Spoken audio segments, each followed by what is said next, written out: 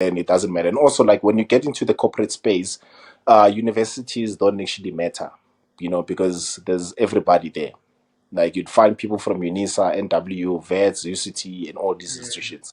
So what matters is them showing if ever they can do that.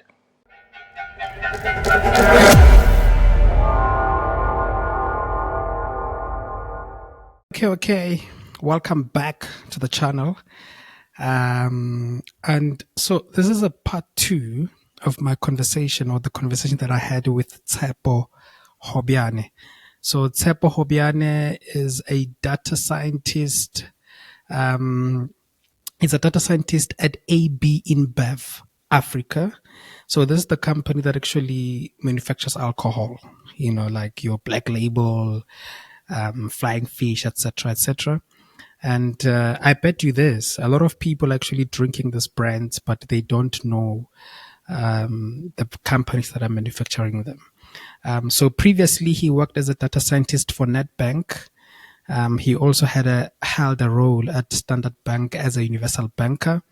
Tshepo holds a BCom treble major. Talk about people who are majoring in stuff, Triple major, BCom triple major in economics, investments and corporate finance, and insurance and risk management from VET. And he also holds a data science certificate from Explore AI Academy. So that's his profile. So in this episode, he's just answering questions from subscribers. So usually not usually, but all the time when I invite a guest to the channel, I'll actually make a post about the guest on the community tab. So if you want to access the community tab, you go to my YouTube channel, and then you go to my YouTube channel, and then you go to community, and then that's where you'd actually see the stuff. But if you're a subscriber, this thing will just pop up if you just get into YouTube and I've posted something. So there are privileges to be a subscriber. Please subscribe. Subscribing to the channel. Right now we're sitting at 6,000 subscribers, and shout out. And I really appreciate it. I'm just grateful. I never thought that we would actually get into even more than 3,000. So 6,000 is quite a lot for me. So help us to reach 10,000 subscribers. So subscribing to the channel will actually, I believe that this channel is very helpful. Listen to me blowing my own horn, but I believe that this channel is helpful. So help us help other people. So the way the algorithm works, or the way the YouTube algorithm works, is that the more subscribers you have, the more they recommend your video to other people. So help us help other people. Anyway, let's actually get into the episode and hear what the questions and the answers from Tshepo Hobyane goes.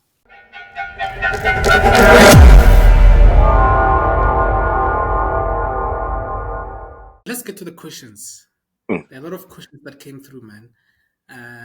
So the first question says, please ask him if it is possible to become a data scientist with BSc Applied Mathematics and Statistics from UNISA. Oh, yeah, no, definitely. And your BSc in mathematics and statistics is the most favorable qualification, especially in the data science space. If ever you look at most requirements, they are definitely looking for that.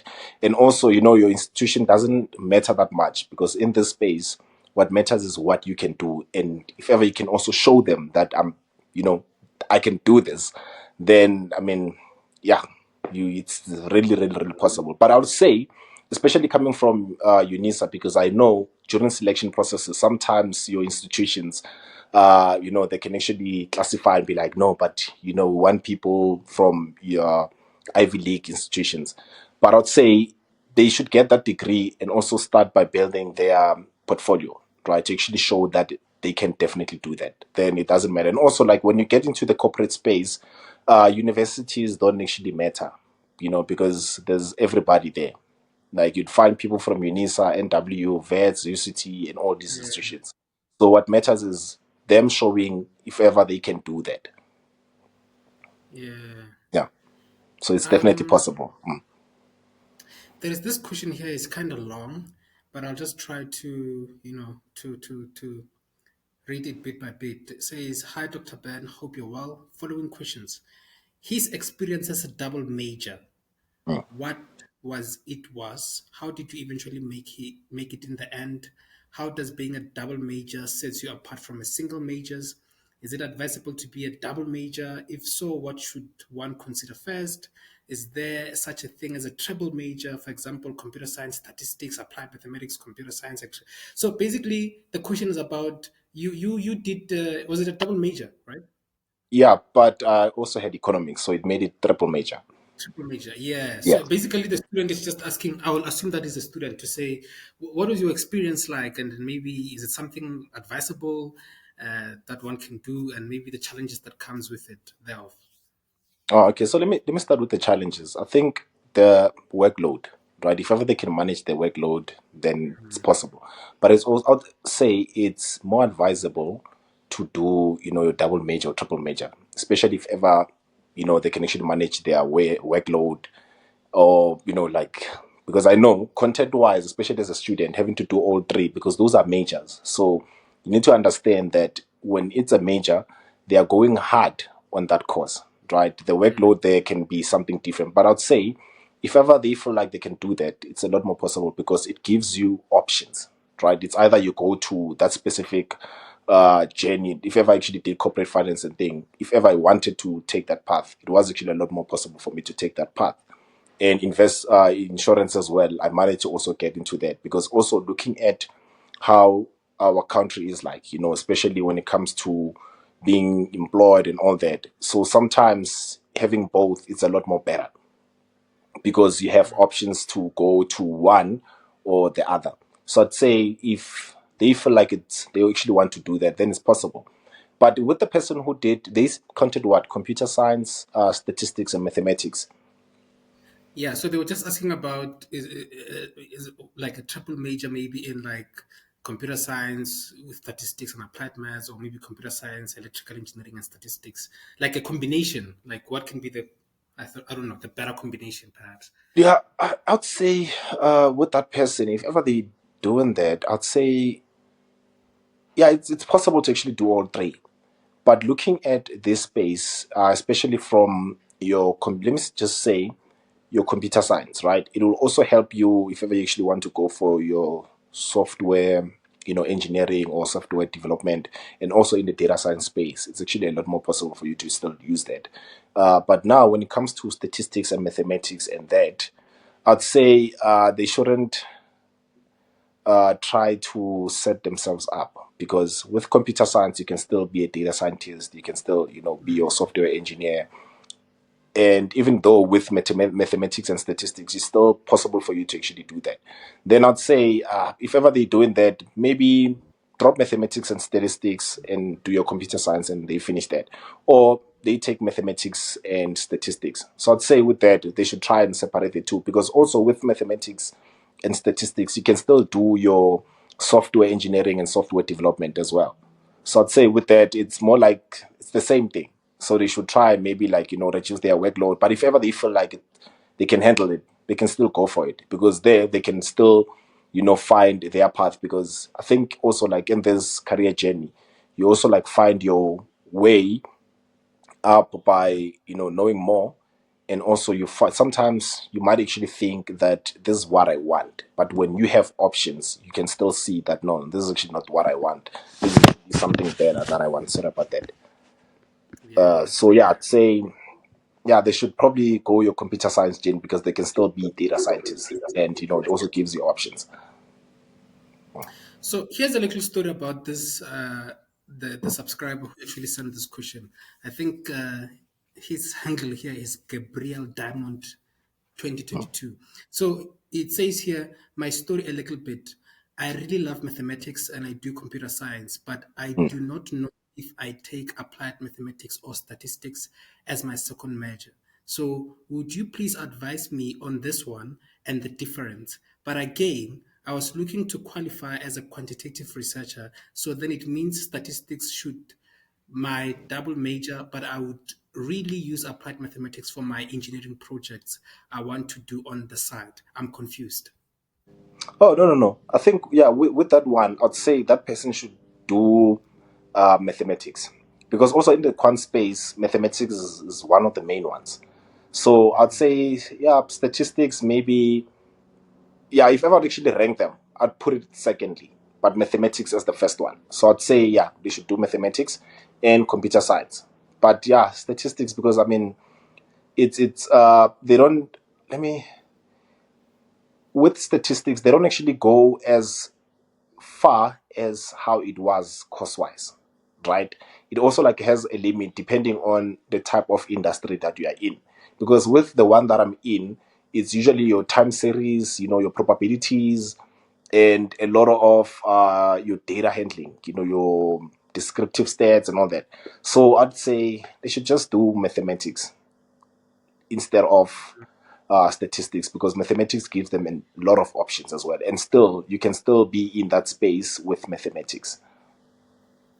Even as a quant as well, mathematics is actually the main one.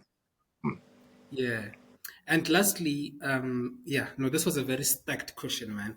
Mm. Lastly, the question says that my other chart is that from the rise of AI assistant like Coding 101, ChatGPT makes a computer science degree some ways, I guess, not Mm. that important, meaning you would probably learn it on the side, which doing other stuff. What is your approach on to this thought? I think what the subscriber is trying to say is that the rise of ChatGPT and this AI bots. Do you think it makes the computer science degree a bit redundant? No, no, definitely not. Definitely not. Because if ever, let's say, for example, you have probably like a certain problem, right? And you get your data sheet and you throw it on ChatGPT, it wouldn't give you as much insights compared to you as an individual having to actually explore that data, right? Because looking at that, it was somebody who trained that model to answer it specific, yeah, to answer it yeah, on a specific way. But if ever you, as an individual, you know what you actually want to get out of that data, right? And yeah, you do that, and you're actually going to definitely get your insights. And when whatever insights that you usually get, they're usually like a lot more different compared to the chat gpt. And also let us also like understand that ChatGPT, it was something that was done by a person, right? And you, with whatever problem that you have, problems usually are not, we can actually have the same problem, but the approach is usually different. And the findings also can actually differ. So ChatGPT doesn't make computer science redundant at all. So I'd say it's a lot more important for people to actually understand that ChatGPT definitely it's there to simplify our lives, but it shouldn't take away the fact that we actually need to get these skills in order to like capitalize on them or to use them like a certain way. But it doesn't actually make it redundant at all, because sometimes also like I've seen it when I actually started as well, even till today. Sometimes you can actually have a problem or write a code and throw it on ChatGPT. It wouldn't actually give you what you actually want. So sometimes you have to, you know what you are doing, and also have a certain skill or your computer science skills to solve whatever problem that you actually have, because it shouldn't actually make it redundant at all, even though ChatGPT is there to simplify our lives. But there's also like another time when me and my partner were actually like trying to not solve, like there was this other assessment, like, and it was due soon, like, then we actually had to take, some of these questions, throw them on ChatGPT. Trust me, we failed that thing. Like we failed that thing, and it shows that ChatGPT is just there to simplify our lives, but it doesn't make computer science redundant at all. Because somebody trained that model for you, for that model to actually like answer it a certain way. Yeah. So, side note, is this a Mm. relationship of data scientist? or data No, no, scientist? no, no, no, no, no. Definitely not.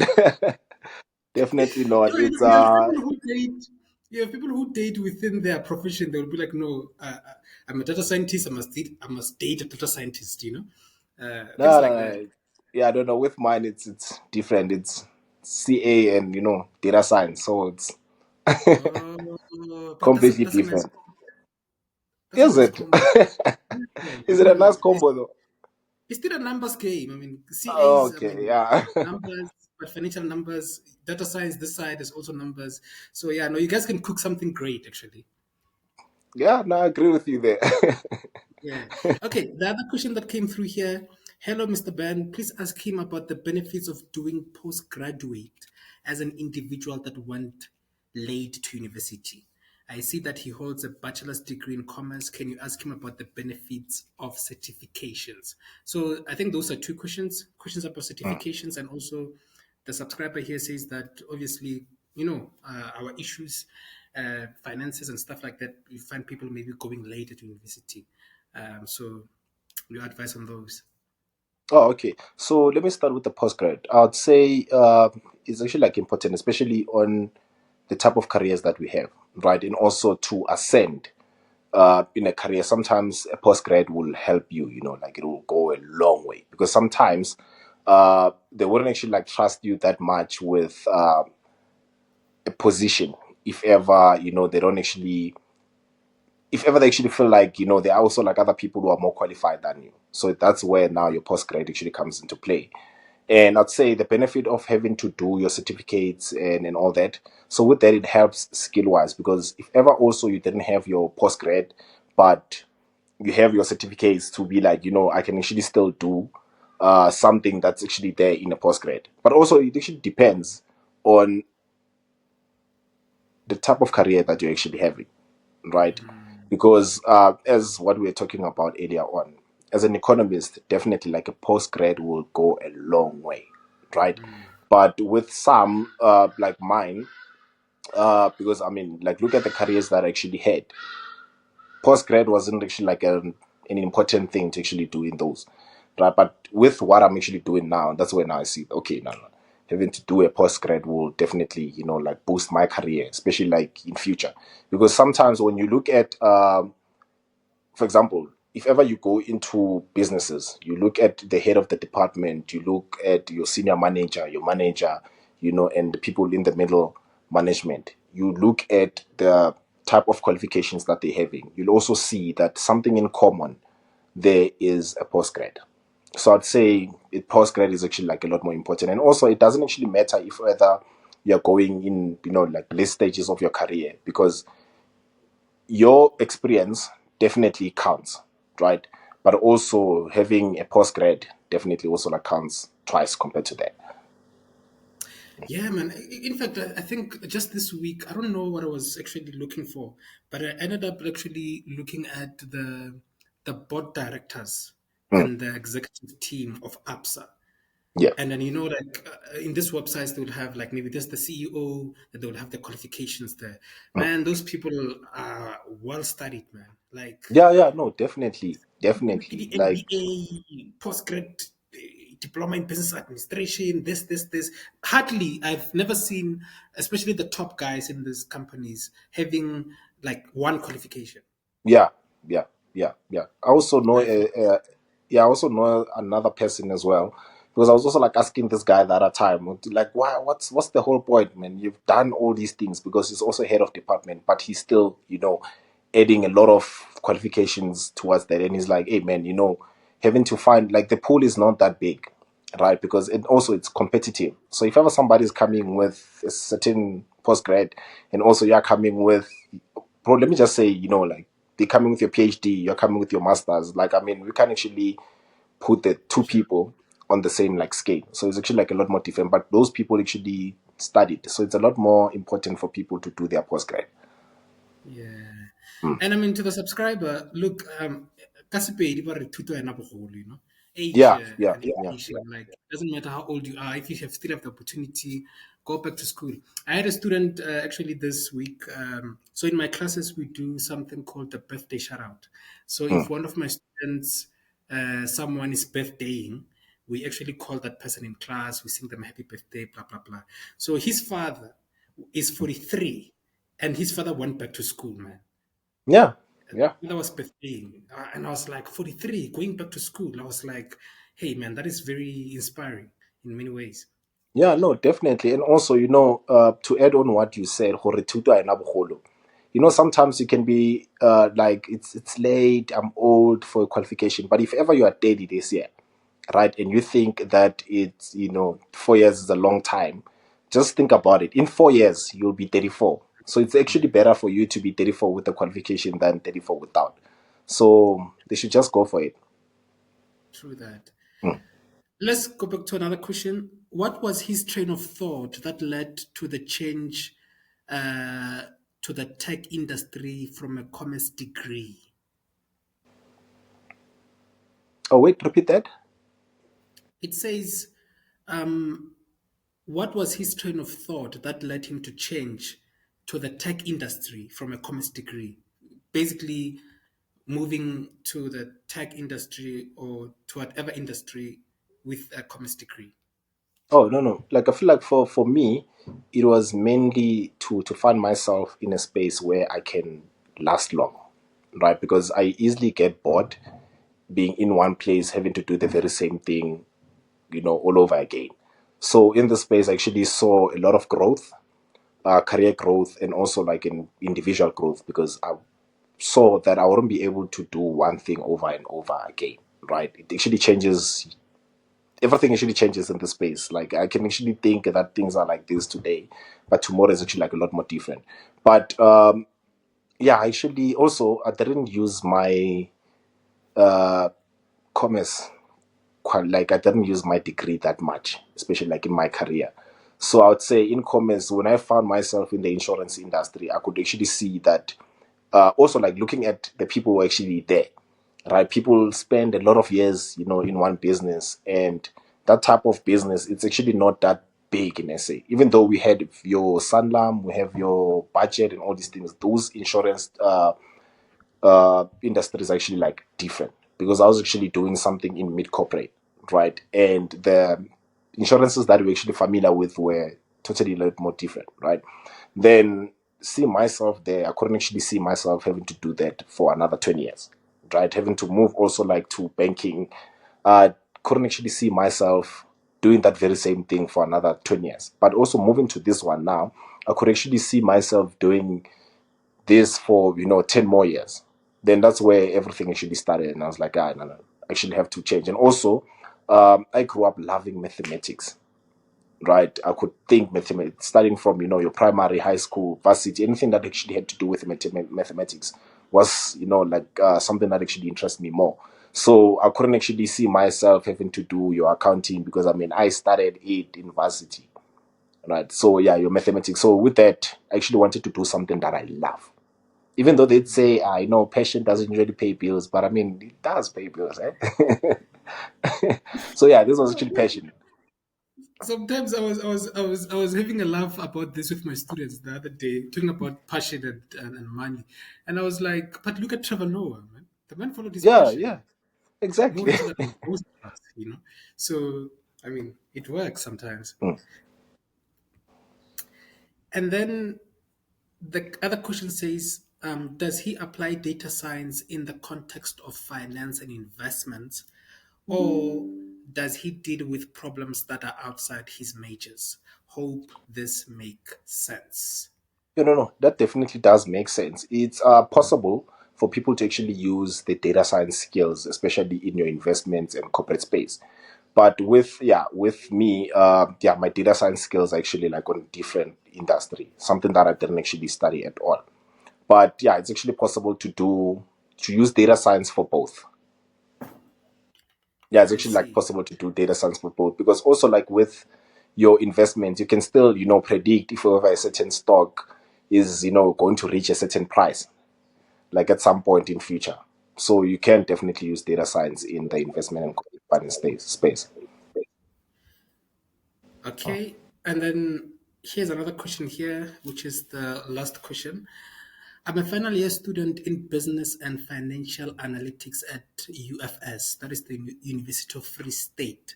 And we Mm-hmm. have done economics, accounting, strategy, investments, and corporate with data analytics and things like machine learning. There's a lot of interesting things from this degree. And to be honest, I don't know where I will work considering the exposure we had and the things I am interested in. Wow, nice question. Yeah, no, that's a brilliant question. So what I would say, especially in the data science space, especially when you're coming from varsity and also having, to also know that there's data science and how you can also like qualify to actually make it. So we actually need to understand that usually when you find yourself in a graduate program, right, they usually rotate you around a lot of business units. So you can actually find that whatever that you studied, what you learned, is not actually what you like when you get into the space, right? You can actually find your space in marketing, for example, or in HR, but as a data scientist or as a business analyst. So with this one, I'd say um, they should actually, probably go via having to get like a graduate program, because when they actually find themselves in that space, they are definitely going to be rotated around. So they can actually be surprised that they find themselves in supply chain and they love it, but as a business analytics, yeah. So with that, yeah, I'd Yeah, say it's yeah, anything is actually like possible with that. So it's more possible for them to either use their qualification or not. But what matters is having to use their skill. Yeah. I actually like their program. This person says is that he or she is at the UFS. I like that. I mean, it exposes them to different things because you Yeah, can hear yeah, from the question that he has done a little bit of that, which is quite interesting, you know. yeah. And coming to think about it, isn't not the only institution that does that. I Like think finding so. also like, yeah, I don't think I actually came across people who studied anything business analytics out there. And I'm pretty much sure that the time was at Vets, there wasn't anything to do with business analytics, eh? There was Yeah, just, your BCom general. That's where now you pick most of these courses. Yeah, I think they actually structured it very well and also gave them exposure. true. I think it's them and also Stellenbosch. Stellenbosch also has a Oh, very still. good program on business analytics, data analytics, and stuff. So Mm. yeah, no, they're doing very well. So that was the end of the question. The last one was Mr. Ben. How far are you with bringing Gift Movie to the interview? So I also promised the subscribers to bring in Gift. You know Gift Movie, right? Yeah, I remember Give Move. Yeah. Yeah, yeah. That man is also doing wonders in this. He's a CA as well. So Mm. the subscribers want him here. Look, man. Thank you very much for this, man. You have no idea how like I didn't eat, man, today. Like these things, I don't know. They just get me so excited, man, and they actually go a long way. Like sometimes, man, I'll be at the mall, and someone will just be like. In fact, one day I was actually at the Mall of Africa, and this guy walks to me, and he's looking at me crazy, you know. He like, and I'm like, it's very weird when a guy is staring at you, man. As a guy, Yeah. it's just like weird. Then it's like, then he comes to me, he's like, I think you're Dr. Ben. I'm like, yeah. He's like, look, man, I just got a quant role. Thanks for your YouTube videos, man. I used your videos. They helped me to prepare for the interviews and stuff like that. Man, I was blown away. I was like, I never expected that. So those conversations, man, believe you me, they go a long way. And thank you so much for your time. In us helping other people also find their light, find their careers, and excel in their careers. No, definitely. And also, you'll never know sometimes your story can actually inspire somebody out there. And our experiences as well will definitely go a long way, because some other people don't understand how it is, and also they don't have people to actually speak to. But when you have like a platform like this, we are able to share, our journey, and people are able to follow through, and do things the right way, because especially in our space, man, it's a lot more different. Like, you have to get something right. Sometimes if you don't get it right, it can be a problem. Especially coming from different careers like myself, I actually had to have a conversation with other people so that they can be able to guide me very well. So in this space, it's a lot more important to share our experiences so that they can learn and do better. Indeed, man. Mm, Indeed. No, mm. thank you so much, bro. I appreciate it. No, no, no. Thank you for having me. I also like appreciate that, and thank you so much for your time. And to everybody else, I'd say go for it. You know, the world is your oyster. Nothing is actually impossible out there. So they should go for it. Let's do this. Okay, no, no, definitely.